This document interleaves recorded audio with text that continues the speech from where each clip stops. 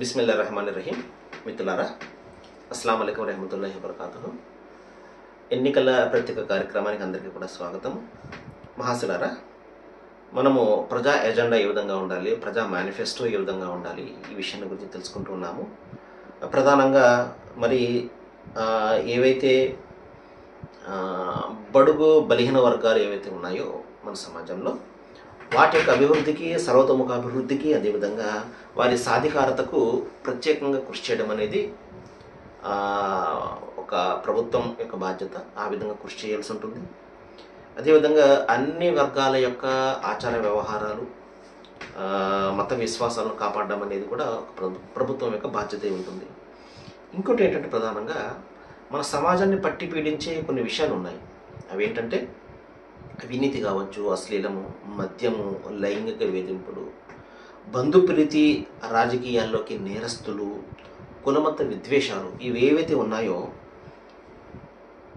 వీటికి వ్యతిరేకంగా శాంతియుత సహృద్భావన సంక్షేమ రాజ్యాన్ని పాటుపడడం, సంక్షేమ రాజ్యం కోసం పాటుపడడం అనేది ప్రధానంగా ప్రభుత్వం యొక్క బాధ్యత ఉంటుంది. వాటికి కొమ్ము కాయడం కాదు. ఇటువంటి విషయాలు ఏవైతే ఉన్నాయో వీటి నుండి బయటపడే విధంగా ఆ సమాజం ఉన్నప్పుడు అది నిస్సందేహంగా ఒక ఉన్నతమైనటువంటి సమాజంగా అది విరాజిల్లుతుంది. మహాశిల, ఈ విషయాన్ని మనం గమనించాలి.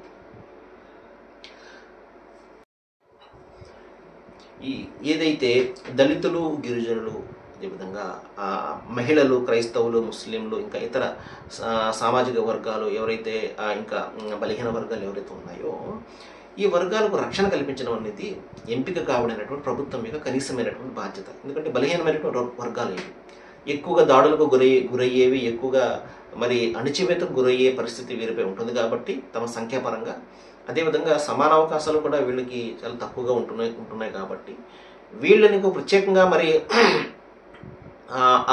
అప్లిఫ్ట్ కోసం, అంటే వాళ్ళ యొక్క అభివృద్ధి కోసం కృషి చేయడం అనేది ప్రభుత్వం యొక్క కనీసమైన బాధ్యత.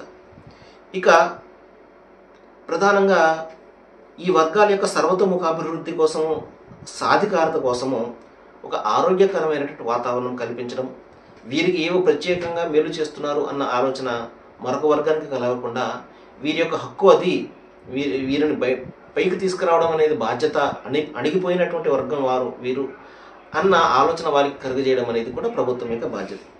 మహాశిలారా, ఇంకా ప్రధానంగా అన్ని వర్గాల యొక్క విశ్వాసాలు ఉంటాయి. ఎందుకంటే భారతదేశం భిన్నత్వంలో ఏకత్వం మనం చెప్పుకున్నాము. అనేకమైనటువంటి ఇక్కడ సంస్కృతులు, మతాలు అన్నీ కూడా ఉన్నాయి. కాబట్టి ఈ విశ్వాసాలు, ఆరాధనలు, ఆచార వ్యవహారాలు ఏవైతే ఉన్నాయో, ధార్మిక హక్కులు, పర్సనల్ లాస్ ఏవైతే ఉన్నాయో ఇవి రక్షింపబడాలి. పర్సనల్ లాస్లో ఒకరు జోక్యం ఎంత మాత్రం కూడా చేసుకోకూడదు. ఎవరి పర్సనల్ లాస్ వాళ్ళకు ఉంటాయి. ముస్లిం పర్సనల్ ఉంది, క్రైస్తవ పర్సనల్ లా ఉంది, లేకపోతే హిందూ వైవాహిక చట్టం, లేకపోతే వారసత్వ చట్టం, ఈ పర్సనల్ లాస్ ఉన్నాయి చూసారా. ఈ పర్సనల్ లాస్లో ఈ వివాహాలకు సంబంధించి, వారి యొక్క విడాకులకు సంబంధించి, వారి కొన్ని విషయాలకు సంబంధించిన పర్సనల్ లాస్ ఇవి. అంతే తప్పించి క్రిమినల్ లాకు లేకపోతే సివిల్ లాకు సంబంధం లేదు.